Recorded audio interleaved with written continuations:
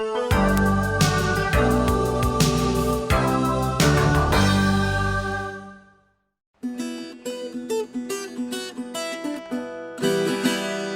moça, oi moço, vem cá que eu tenho uma história boa para contar.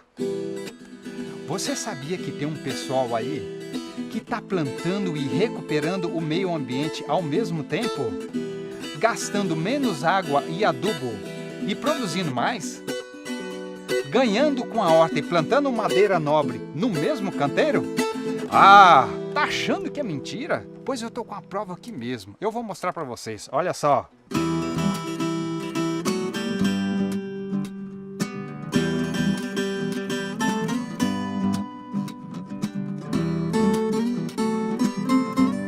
Meu nome é Rômulo, eu sou agricultor familiar, moro aqui no Sítio Raiz, estamos em Brasília, vivo aqui com a minha mulher, com meus filhos e a gente faz agrofloresta aqui.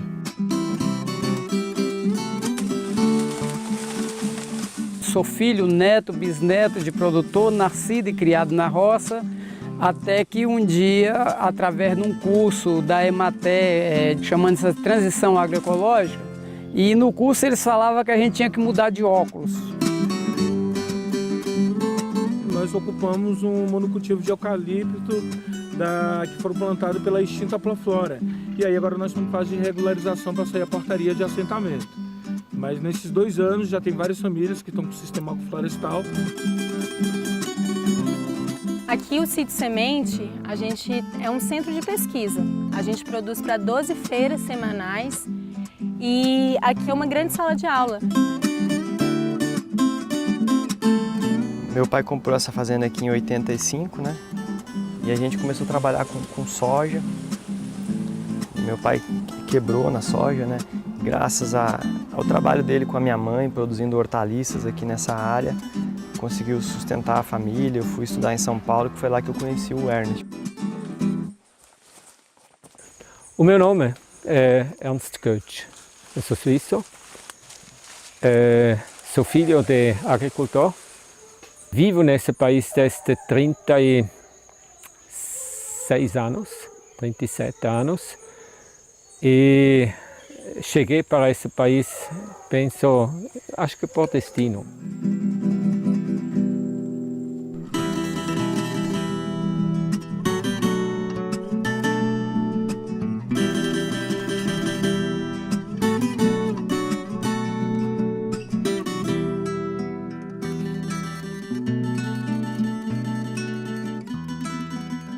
A área, quando eu comprei, era registrado no cartório como Fazenda Fugidos da Terra Seca, porque as pessoas que estavam aqui tinham fugido. E isso é interessante, quando eu cheguei e comprei, muitos dos velhos, prévio dono, estavam vivos ainda. Ernesto, essa terra não dá nada, nem abacaxi cresce. Eles me consideraram no início já como não muito bem de cuca, por ter comprado esse lugar e plantando nesse lugar. E depois, segunda parte, viram que sempre à noite plantava árvores. O dia preparava com as pessoas, tinha até 70 pessoas, 60 pessoas foi o seu por médio que tinha nos primeiros 2 anos. O dia trabalhava com as pessoas para preparar o lugar e à noite, a partir das 2 horas da manhã, com lamparina, plantando sementes. Sistemas agroflorestais, na literatura, se a gente for ler, a ciência tem tratado desse tema a partir da década de 70, com publicações, artigos científicos, que basicamente, conceitualmente, se trata de consórcios de combinação, sistemas de produção que combinam árvores com culturas agrícolas ou animais no mesmo espaço ou no tempo. Esses tipos de sistemas agroflorestais podem ser dos mais variados, né? Desde os mais simples até os mais complexos. Essa área aqui especificamente, quando eu comecei em 2001, era uma área de laranja, né? De monocultura de laranja, então tinha muita braquiária e latossolo vermelho, né? Então é um tipo de solo que não tem muita fertilidade. Mas à medida que você consegue criar uma floresta em cima dele, você transforma completamente o ambiente. Então hoje é um solo marrom escuro, um nível de fertilidade alto, todos os macronutrientes, nitrogênio, fósforo, potássio, têm níveis altos e não recebeu adubação. Para mim foi uma grande aprendizagem, né? De entender como é que a dinâmica de estruturação florestal é capaz de fertilizar o solo. Foi feita uma pesquisa da Universidade de Brasília aqui durante 6 anos, né, avaliando todos os nutrientes e outras coisas, e que mostraram a transformação que teve, né? É uma técnica capaz de recuperar a fertilidade do solo sem necessidade de adubos externos ou outras substâncias. A agricultura ela tem 2 ativos extremamente importantes que precisam de estar muito próximo nessa relação do processo produtivo, que é água e solo. Dentro desse contexto, nós propusemos aqui na Câmara e fizemos um debate dos sistemas agroflorestais. Sempre no foco, cada dia mais, os consumidores, não só na agricultura, também na indústria, onde no seu trabalho, sempre trata de produtividade, né? Essa produtividade, portanto, ela não pode ser às custas de irresponsabilidades na relação com água e solo. E o sistema agroflorestal, que nós estamos debatendo aqui na casa, propondo em audiência e muitos outros fóruns, ele sempre faz essa reflexão. Produzir um alimento saudável para os consumidores e, naturalmente, para quem produz, para quem é o produtor rural, também possa ser a sua fonte de renda do seu negócio, sendo economicamente viável no pilar da sustentabilidade. Socialmente justo, ou seja, distribuir isso de forma igualitária os resultados para a sociedade, economicamente viável e também com a relação harmônica para com os recursos naturais. A gente começou com uma área que era um pouco mais para baixo, que é a pior área de toda essa região que a gente está. Então, meu companheiro João, ele andava pela cidade, por Brasília, maluco, enchia um saco de lixo dentro do carro, enchia de podas, de matéria orgânica. Só que depois a gente cria a própria vida no lugar. Então ali a gente começou muito com abacaxi, com culturas que não são tão exigentes de um solo com uma nutrição mais abrangente, né? Então começou com pequenas árvores, com muito margaridão no início, para trazer esse nitrogênio para o solo, trazer essa vida. Chuva era aproximadamente mesmo da região, 1600, 1500, um ano mais seco, outro ano menos seco. Foi a mesma coisa, só que devido a sem floresta, chove e com um dia está seco de novo. E depois terra de argila, racha, onde você via era tudo sem floresta, terra nua. E o meu maior problema aqui dentro era vento. As bananeiras que tinham plantado com muito carinho e com bastante esterco para convencer elas para crescer, eles ficaram 70 graus assim deitado, igualmente uma bandeira, assim no vento. Todas as folhas destruídas do vento, arrancado, pelo menos rachado no vento. E o dia inteiro aquele barulho. Depois, com uns 2, 3 anos, as árvores ultrapassado, mudou tudo. Cada uma vai ajudando num passo para que a vida depois, a floresta possa vir, porque aquelas árvores florestais, elas não dão em um ambiente degradado. Por isso, o reflorestamento convencional, ele não funciona, porque está querendo colocar espécies muito exigentes em um ambiente pobre nutricionalmente do solo. Então a agrofloresta trabalha com isso, então com essa recuperação do solo, de uma após a outra das colonizadoras, que a gente não chama de colonizadoras dentro da agrofloresta, a gente chama de placenta. São aquelas que criam a vida para o sistema, que trazem a nutrição, que cuidam uma das outras. E são essas as plantas que são mais fortes. Elas são as enfermeiras do solo, elas vêm para curar o solo, para criar condições para aquelas árvores, por exemplo, a castanheira, jacarandá, jequitibá, possam vir.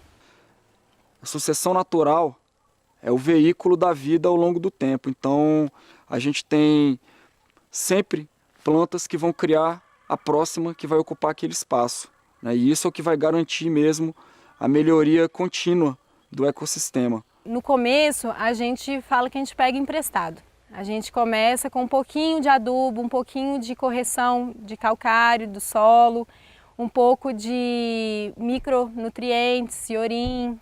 Só que isso é só no início.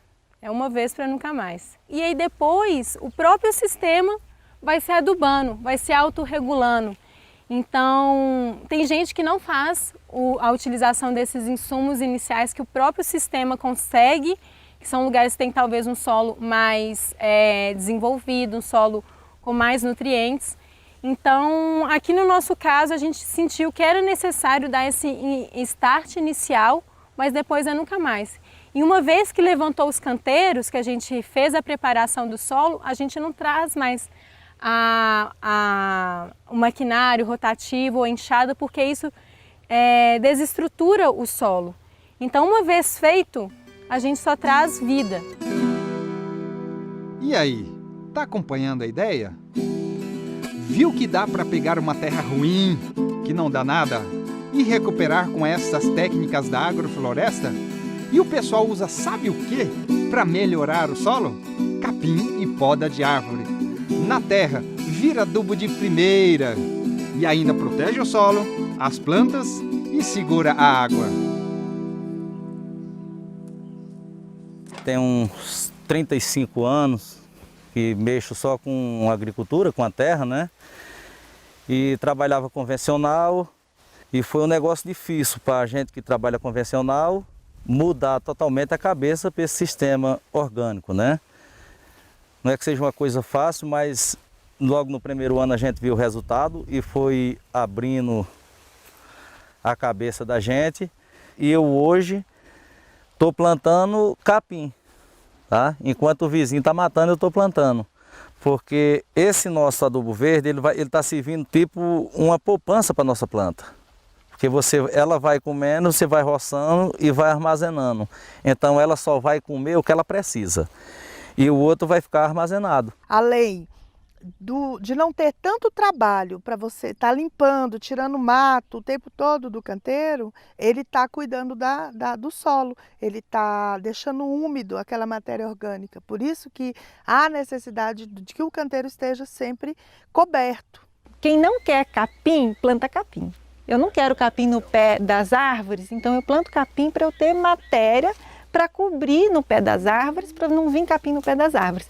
Quando vai sombreando, eu tenho matéria das árvores para eu podar e colocar. As radicelas das plantas, eles vêm até, se estão dentro da serrapilheira para transformar lá. Primeiro vem, na realidade, os cogumelos. Aqui tem uma temperatura muito baixa e, quimicamente, eles chupam água da atmosfera, ou seja, eles são higroscópicos, eles bebem água e a terra começa, agora está relativamente seca, mas a terra começa a modificar, a mudar e ela é fofa. Quando a gente começa a abertura de uma área, a gente começa plantando as linhas de árvore e entre elas plantamos os nossos canteiros com hortaliça, né? Que está naquele momento de sol pleno para todo mundo, então as hortaliças bombam, o mercado está favorecendo essa nossa dinâmica. E aí, à medida que as árvores vão crescendo, algumas vão sendo podadas, a gente poda muita bananeira, né? A gente colhe muita bananeira, mas a gente poda muitas bananeiras também. E aquilo tudo vai fornecendo alimento para os nossos canteiros, né? Para o nosso solo. E poda eucalipto traz a matéria orgânica para o solo. E as árvores com fruta, né? O limão que a gente planta, os cafés que a gente planta, eles vão crescendo pouco a pouco. Quando chega no momento que a própria sombra produzida pelo limão e às vezes o mogno em cima do limão e o café um pouco distantezinho do limão, mas bem adensadinho, a própria sombra que essas culturas começam a produzir para dentro dos canteiros faz com que eu tenha que fazer uma escolha. Ou eu vou derrubar essas árvores para plantar mais horta ali no meio, ou eu começo a evoluir para outros tipos de culturas. Então, ou seja, a gente está plantando árvore e estamos derrubando. O pecado não é derrubar a árvore, o pecado é parar de plantar a árvore. Quando a gente cria uma clareira, a gente cria uma oportunidade novamente para a gente trabalhar com plantas de ciclo curto, que são as hortaliças ou a roça. E também uma oportunidade de melhorar o sistema, inserir novas plantas, inserir novas frutas e trabalhar com a rebrota daquilo que a gente derrubou e criar essa matéria orgânica. Ou seja, quando a gente derruba, a gente está reciclando a matéria orgânica que se criou naquele mesmo local. Então isso é uma etapa fundamental do trabalho. Na verdade, não existe floresta sem distúrbio. A floresta é dinâmica, né? Ela cresce cria bastante biomassa, acontece um distúrbio, aquele material vai para o chão novamente e é o subsídio para que uma nova etapa aconteça. 5 anos depois de começar a plantar, início da década de 90, a produção ficou razoável. Ou seja, fiquei feliz que com aquilo já, mesmo preço baixo, mas eu consegui pagar as despesas. 92, 93, deu 2 anos em seguida, fenômeno climático que se chama furacão, ou seja, vendaval assim moendo estradas, cortando dentro e derrubando. Também fez bom trabalho na minha plantação, podou grandes partes da plantação e como reação 93 já começou e 94 a produção estava muito boa, muito alta. Então aprendi uma coisa, é bom ter árvores, mas tem que podá-los. Então comecei a podar. Hoje em dia eu tenho que confessar, a minha ferramenta mais usada é a motosserra.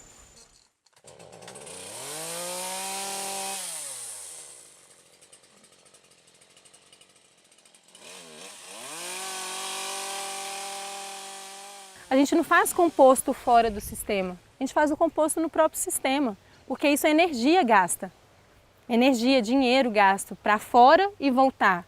Então, nada melhor que plantar nossa própria matéria orgânica, que é o eucalipto. Ah, não, o eucalipto é um demônio, o eucalipto é a pior espécie que existe no mundo, vamos acabar com o eucalipto. Existe alguma planta que faz mal para alguém? Nenhuma planta faz mal para ninguém, é a forma como a gente relaciona com aquela planta. Então a gente tem uma lógica de sociedade de monocultura da mente. Monocultura de tomate, monocultura de alface, monocultura de calêndula, que é uma planta medicinal. Isso faz mal, porque está tirando o mesmo nutriente do solo. O problema não é de uma espécie, é a forma como que a gente se relaciona com aquela espécie. Então o eucalipto, ele vem ele tem, na verdade é uma bomba de água, ele consegue armazenar essa energia da fotossíntese para ele, porque ele tem esse crescimento rápido, então a gente utiliza ele como a nossa matéria orgânica, como a nossa cobertura de solo.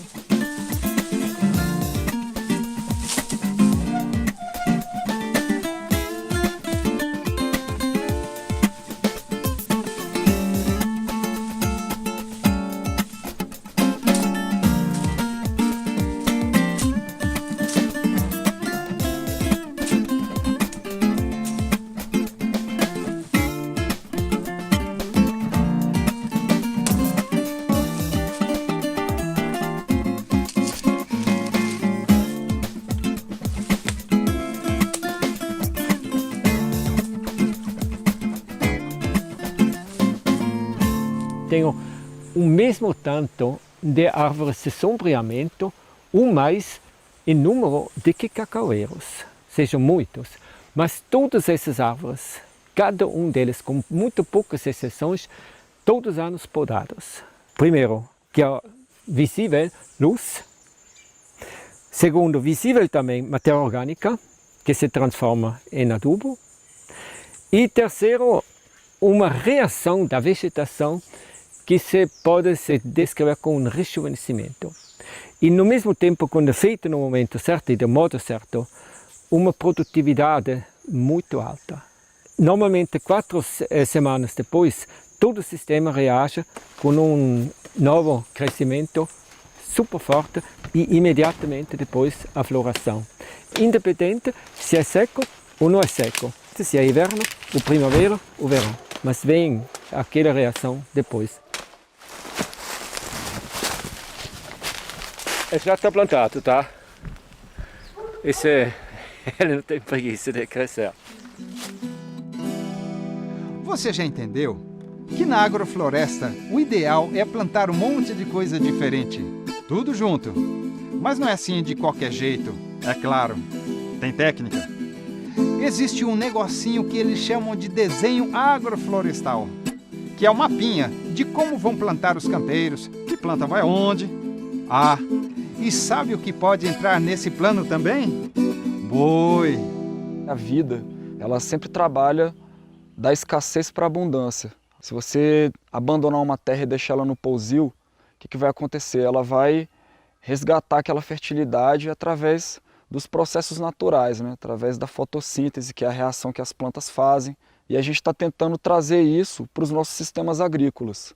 Nosso grande professor é a floresta. Quando a gente lembra da floresta, o que a gente lembra? A gente lembra do solo coberto, de várias plantas ocupando andares diferentes, de que antes da planta de ciclo longo vem sempre uma de ciclo curto para ajudar ela a se desenvolver.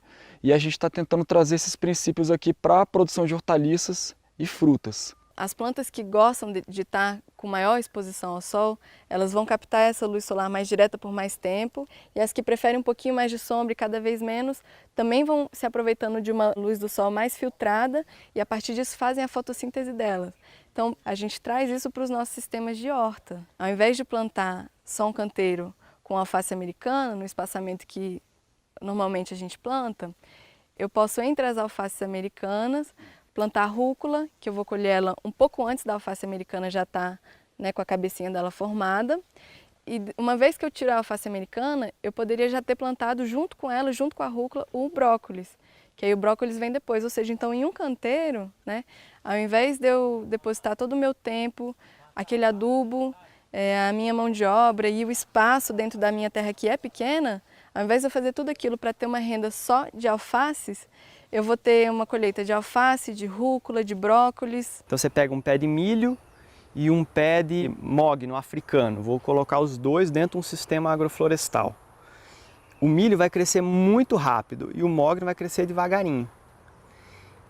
Esse processo vai criar um processo de sucessão na mesma área, com os mesmos recursos, e você pode ter 5, 10, 15, os sistemas que eu tenho trabalhado está em torno de 10 a 20 espécies. Você cria muitos fluxos financeiros numa mesma área. Com isso você cria um gráfico de fluxo financeiro maior e mais constante.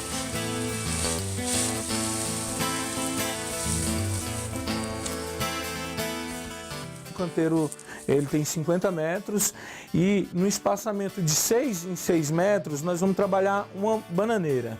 Nós vamos adensar com muvuca de semente. Essa muvuca de semente nós pegamos várias sementes e aí misturamos com terra, com adubo e tudo, fazemos um berçozinho e trabalhamos ela com a maniva de mandioca. E o papel da mandioca aqui é fazer o trabalho depois de mãe dessas espécies nativas. Vai entrar também a adubação verde aqui. Algumas árvores que nós estamos colocando aqui, nós estamos colocando exatamente para ir para o chão para formar terra preta, né? E aí, logo depois da muvuca, nós vamos vir com a espécie de árvore mesmo, que nós vamos colocar aqui e sempre consociado com o guandu. O guandu fazer o papel de mãe dessa árvore. E entre esses espaços sempre vai ter um milho, quiabo ou vinagreira. E no meio desses espaçamentos nós vamos entrar com uma jabuticaba ou café, que é extrato baixo, que são árvores que aguentam sombra. Isso aqui vai ser no meio do canteiro e nas bordas do canteiro nós vamos plantar alface, né? Vamos plantar rúcula, vamos plantar rabanete.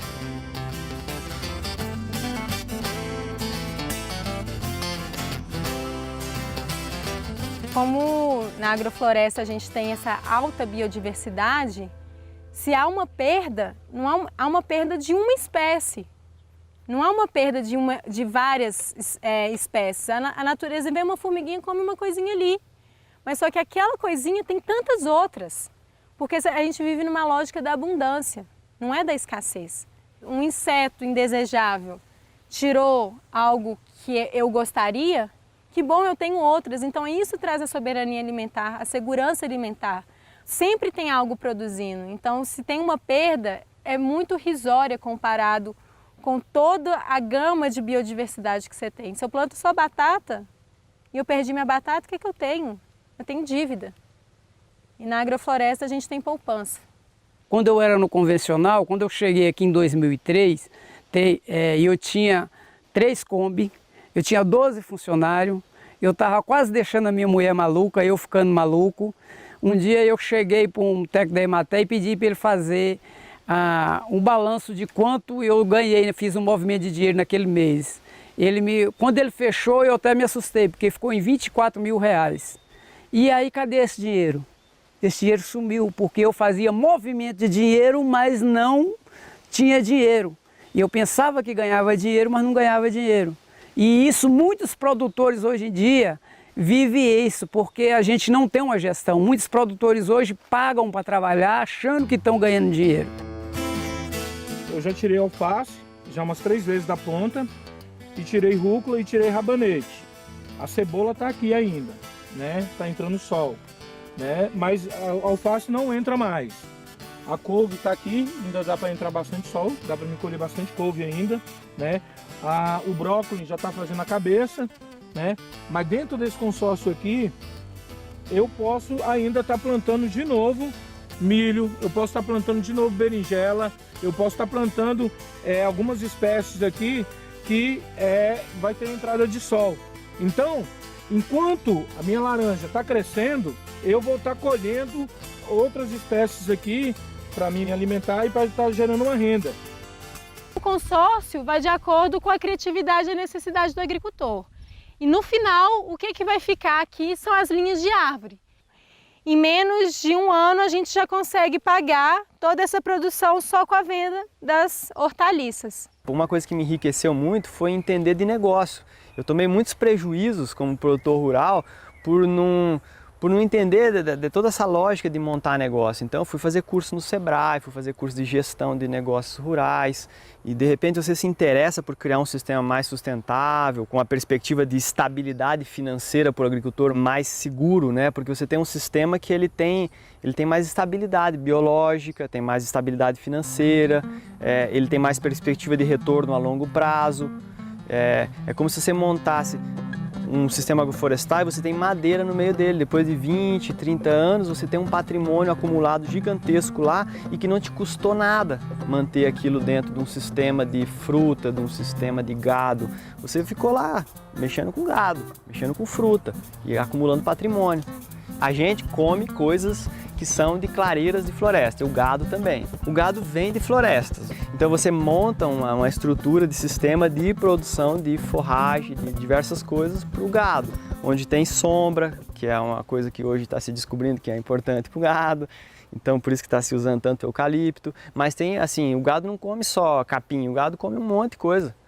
Então, se você tem isso, e eu tenho outra, é muito interessante, porque à medida que o capim para de crescer na época da seca, leucena e muitas outras plantas não param de crescer. Então você tem muita produção de forragem na época da seca de plantas que não são gramíneas. Vamos plantar, e generosamente, não uma jaqueira. Se você planta uma jaqueira só, não vai dar capim debaixo dela, porque todo o gado vai se concentrar lá, vira o dormitório deles. Aí não tem mais possibilidade de dar capim.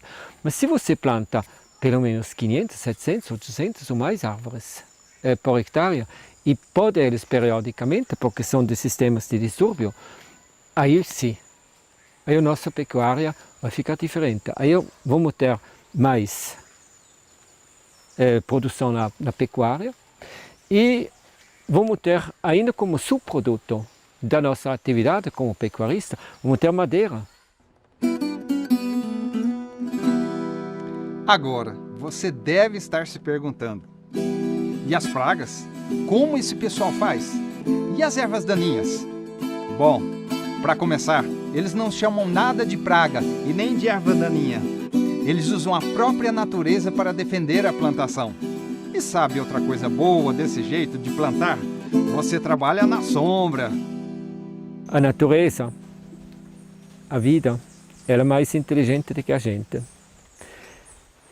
A gente escolhe por um resistente ou por resistência e com pouco tempo a natureza quebra essa resistência. Ou quando é um fungo, então uma bactéria ou um inseto, ele ajuda a fazer uma mutação naquela ou escolher por um genótipo daquele que é resistente para aqueles nossos truques. Tá, então você cria uma variedade com 2, 3 anos depois de ter gloriosamente bastante produtivo, resistente a tais doenças ou tolerante a tais empecilhos. E com 2, 3 anos começa a desmoronar. Essa resistência com 4, 5, 6 anos já foi. Isso, nós sabemos isso hoje em dia também, não só com aqueles híbridos que fizemos naquele tempo, sino hoje em dia também com os geneticamente modificados. Com pouco tempo, a natureza, ela quebra essa resistência. Então, cada vez quando encontra algum meio para burlar a vida, a gente acha isso uma grande vitória e depois vem a derrota de novo. Isso é a mesma coisa, por exemplo, assim, uma pessoa que tem uma doença crônica, ele bebe um certo remédio por um certo tempo. Com o tempo, aquela doença acostuma com aquele remédio, ele tem que trocar de remédio. Mesma coisa são as praguinhas. Mas quando você deixa o habitat natural deles, eles mesmos se controlam. A gente viu, por exemplo, que a joaninha, dentro do estudo da Embrapa, que a joaninha, ela come os pulgões que dá na couve. E aí, como que a gente vai atrair as joaninhas para comer o pulgão? Ela gosta de margaridão.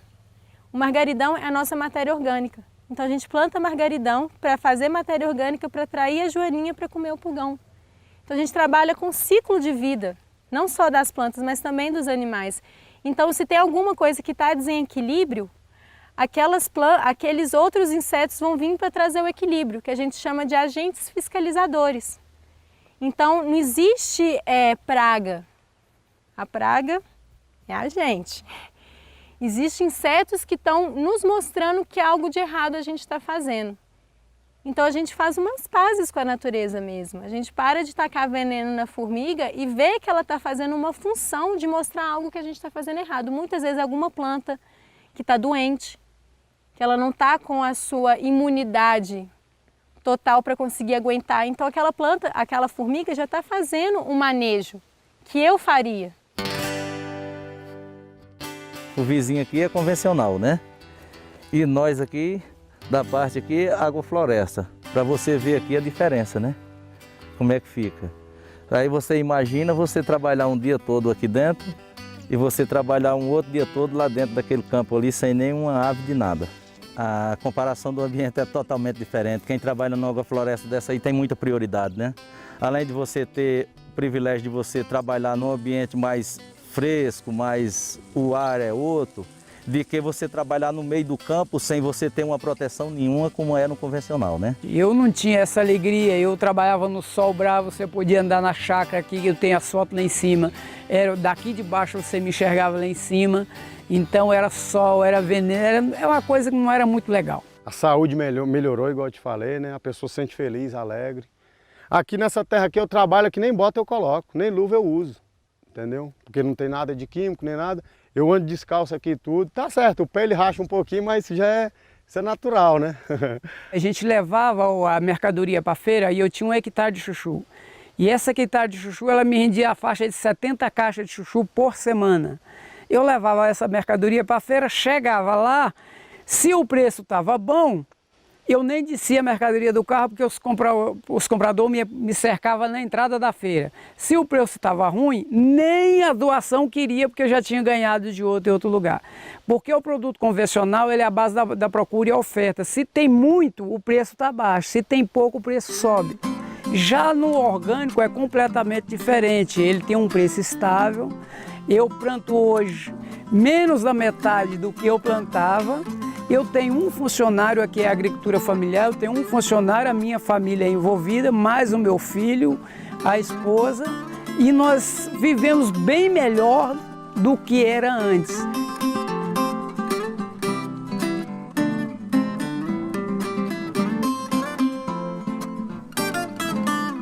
Segundo aquilo que a gente trouxe para cá e os indicadores nos debates, mostra que esses sistemas têm uma produtividade maior do que o sistema convencional hoje da monocultura, né? Portanto, com a potencial de geração, inclusive de lucro maior para os produtores. Mas aonde que está o problema? Hoje, a maior parte dos recursos públicos que vão para a agricultura em subsídios, né, vai para a grande agricultura, para a monocultura. A maior parte vai para lá. E a pequena agricultura, a agricultura familiar que produz em sistema agroflorestal ou em qualquer sistema que seja na perspectiva da agroecologia, não tem hoje esta assistência técnica e apoio para a produção e para a distribuição, para fazer chegar no consumidor. A agricultura, em todo lugar, sempre teve subsídio do público, tá? Vai continuar para sempre, em todo lugar, ter subsídio. Portanto, então, é recursos de impostos, que é pago por todos, né, que vai subsidiar a agricultura. E esse subsídio é necessário porque quem está produzindo precisa ter o lucro, uma taxa de lucro. E quem vai consumir precisa ter condições para poder comprar. Tá? Então, como vai ter subsídio, o debate de para onde vai o subsídio não é um debate que interessa só para o parlamento ou para o executivo, né, ou para o produtor. Ele é um debate que interessa a sociedade como um todo. Então, quem está morando na cidade e acha que isso é um debate que interessa só para quem está envolvido com o debate da agricultura, não. Porque quem está morando na cidade está tomando café da manhã, almoçando, jantando, e o alimento que está indo ali na mesa dele depende desse debate, a qualidade desse alimento e o valor desse alimento. Sabe outra coisa interessante? O Ernest está trabalhando com outros agricultores para desenvolver máquinas específicas para a agrofloresta. E não é somente ele. Tem muita gente fazendo isso. O Maurício, por exemplo, inventou um implemento para usar na fazenda dele. E o governo do Distrito Federal conseguiu uma verba internacional para comprar algumas máquinas do Ernest e estimular a agrofloresta no entorno de Brasília. A gente pode implantar uma agrofloresta de forma mecanizada, utilizando a roçadeira, depois a grade ou a enxada rotativa, aí o subsolador, a enxada rotativa, aí o perfurador, enfim, tem formas. Só que pode-se melhorar muito para que você reduza o impacto de compactação do solo, por exemplo, de passar muitas vezes um trator na mesma área. Se você junta diferentes implementos num só, já diminui a necessidade de ficar passando muitas vezes o trator. Esse subsolador que o Ernest pensou de colocar junto com a enxada rotativa aprofunda a linha de plantio das árvores de maneira que você pode plantar as árvores de tubete sem necessidade de abrir os berços grandes para as árvores. O solo já fica mais poroso, mais descompactado, mais propício para o desenvolvimento das árvores. Esse implemento que eu estou usando aqui, ele costumava fazer uma operação só, que era triturar. E aí eu tinha outro implemento que colocava o material roçado para o lado. E o que eu fiz? Eu fiz uma adaptação nele para ele, ao mesmo tempo que ele tritura, ele joga para o lado. Então ele faz duas operações numa só. Mas esse não é o implemento adequado para esse tipo de sistema. É assim, até um pedido que eu faço, né? Porque assim, a gente está trabalhando com um sistema onde esse tipo de máquina aqui causa uma compactação de solo muito forte, é uma máquina muito pesada. Então eu preciso de um tipo de roçadeira que ela seja leve, que ela não passe de 1000 quilos, que ela seja mais econômica, que uma série de vantagens. O Ernest tem muito essa vontade que as máquinas sejam desenvolvidas, que possa realmente funcionar da maneira como ele idealiza, Então ele tem se dedicado muito, colocado dinheiro próprio nisso, muita energia, Essas lâminas funcionam para cortar o capim de maneira a não esgarçar o capim, de maneira que ele possa rebrotar com mais vigor, sem ferir muito o capim, Diferentemente das roçadeiras, que é por impacto, essas lâminas cortam como tesouras, E aí o material cortado, então, seria levado por esses dedinhos aqui até as linhas de plantio das árvores. Nós estamos implantando aqui, na área agrícola, um sistema agroflorestal, fazendo uma espécie de um piloto, e conseguiu-se recurso internacional. O Ministério de Ciência e Tecnologia foi quem coordenou a princípio esses projetos, e agora nós estamos implementando. Então esse sistema, ele já existe, mas de qualquer forma ainda é muito inovador, mas aqui ele é mais inovador ainda, porque nós vamos usar da mecanização adaptada. Foram 3 máquinas adaptadas para esse fim. Então temos também projetos como agora esse projeto mais recente que está ainda em ajustes técnicos, que é o Produtores de Água, que é o pagamento por serviços ambientais, o pagamento por nascentes. Então, o produtor faz uma opção de manter as nascentes, de preservar seus córregos e, com isso, ele recebe uma remuneração por isso. É claro que a gente guardou a melhor parte da história para o final. O Ernest, quando chegou na fazenda dele, só tinha 3 nascentes. Depois que a agrofloresta cresceu, voltou a brotar água em 14 córregos. Hoje tem 17 nascentes. E aquela fazenda que se chamava Fugidos da Terra Seca, agora se chama Fazenda Olhos d'Água.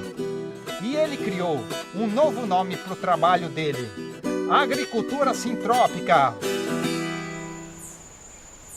Se via que a formação de nascente, cabeceira de nascente, e era nascente antigamente, também pelas pessoas falando que tinha água, de vez em quando chuva forte, um dia, 2 dias correndo um pouco de água, mas sem água. Ali embaixo, logo após da entrada, tem um córrego comprido.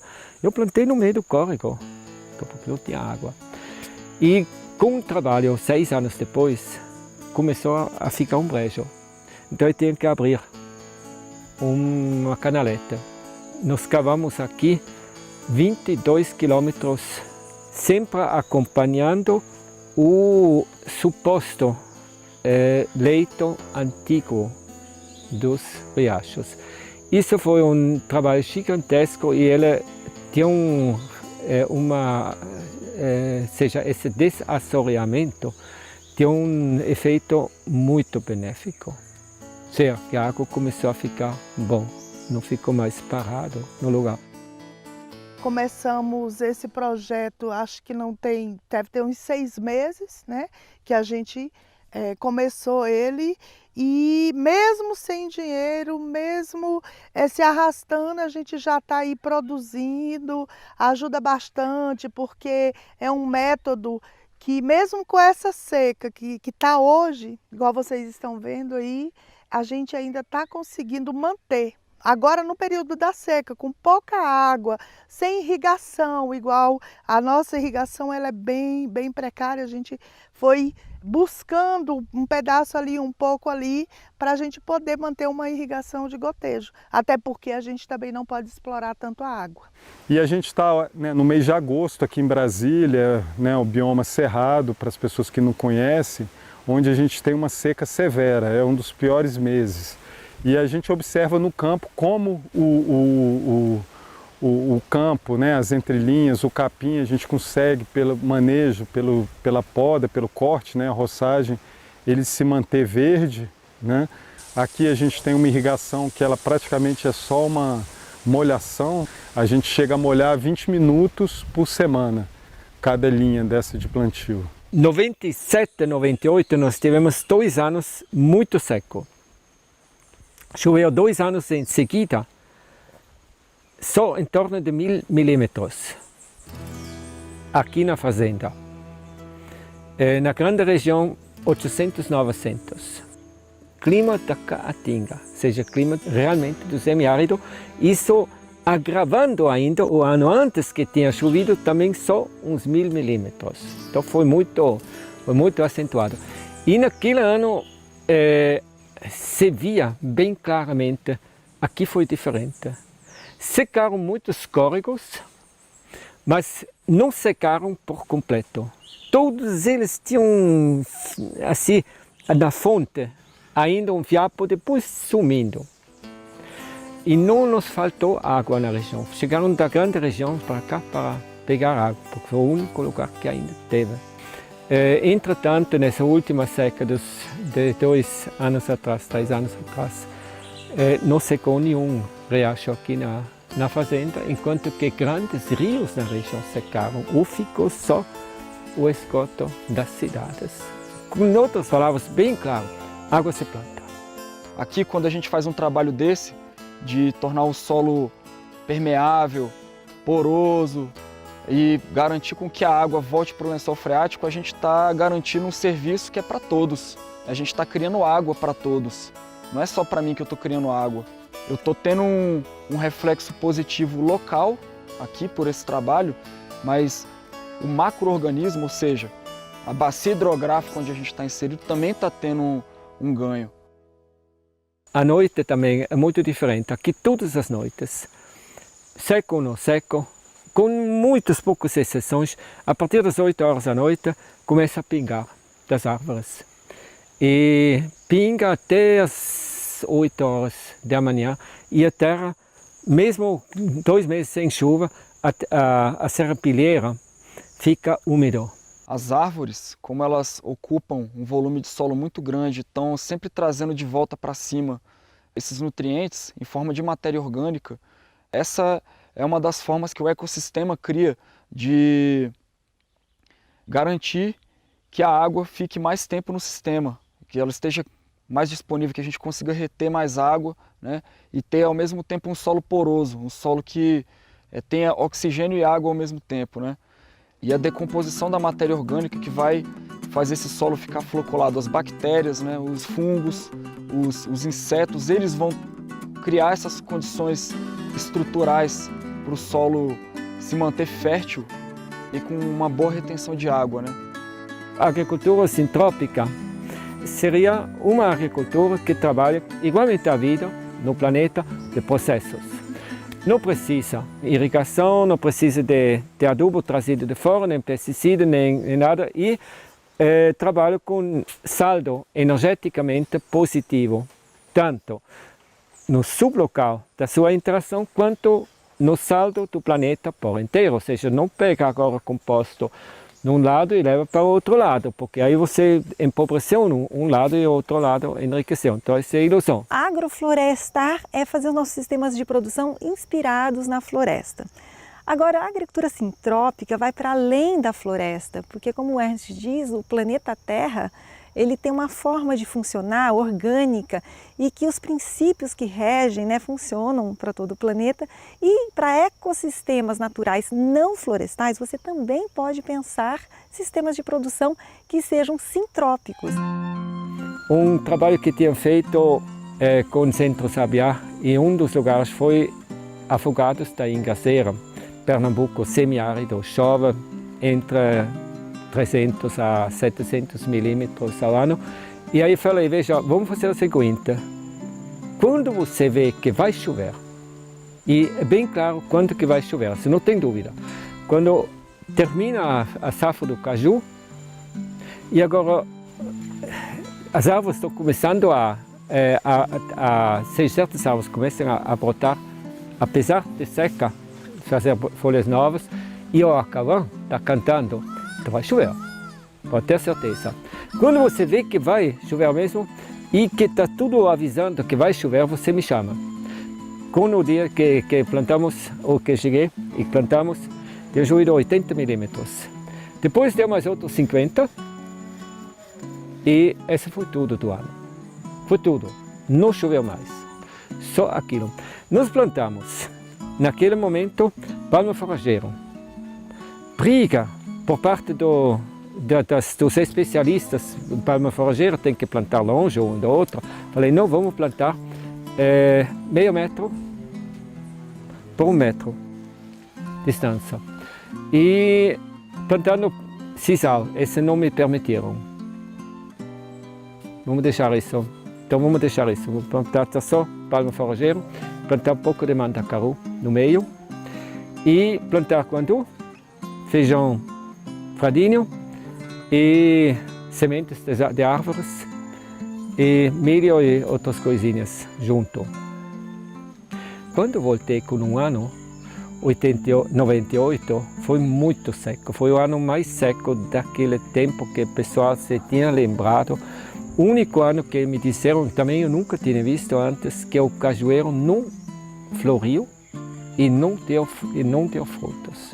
Ou seja, voltei ao mesmo tempo de novo em dezembro, janeiro, e tudo caatinga seca.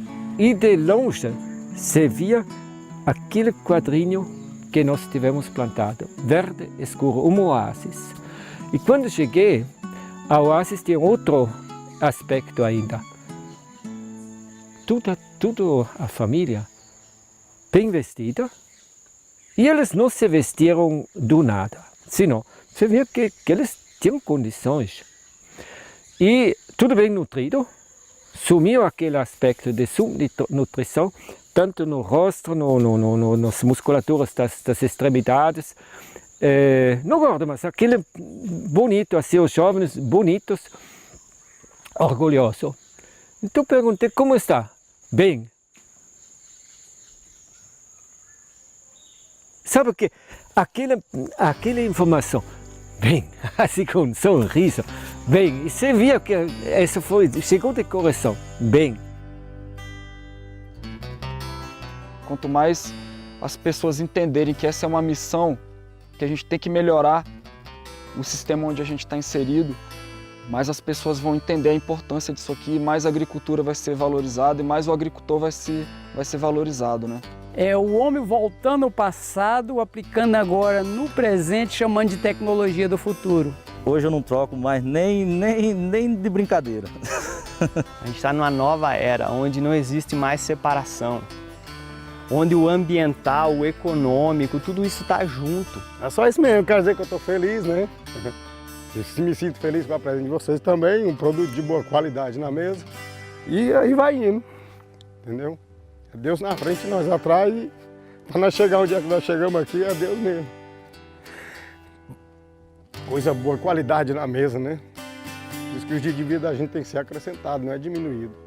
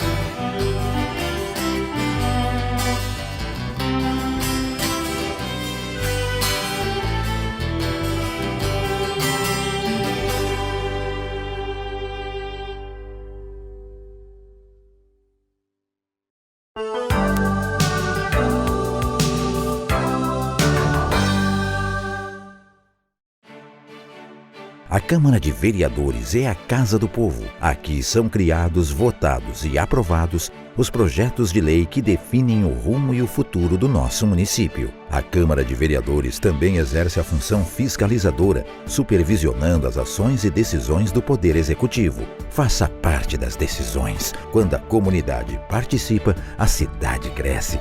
E as conquistas são de todos. Câmara de Vereadores de Passo Fundo.